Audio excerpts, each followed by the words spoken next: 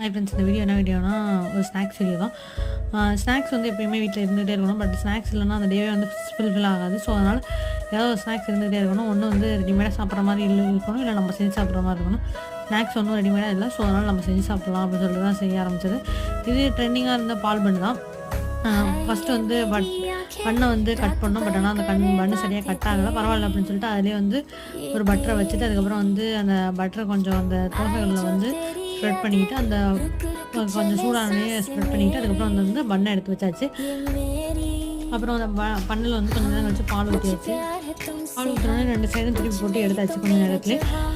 எடுத்து ஃபஸ்ட்டு கொஞ்சம் லைட்டாக மேலே மட்டும் ஒரு 2 இடத்துல வந்து பிளாக் கலரில் இருந்துச்சு. பட் ஆனால் டேஸ்ட் வந்து சூப்பராக இருந்துச்சு. ஒரு நல்ல டேஸ்ட்டில் சூப்பராக இருந்துச்சு.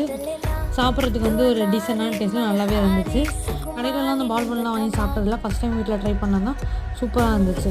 பாய் ஃப்ரெண்ட்ஸ், இன்னொரு வீடியோவில் மீட் பண்ணலாம்.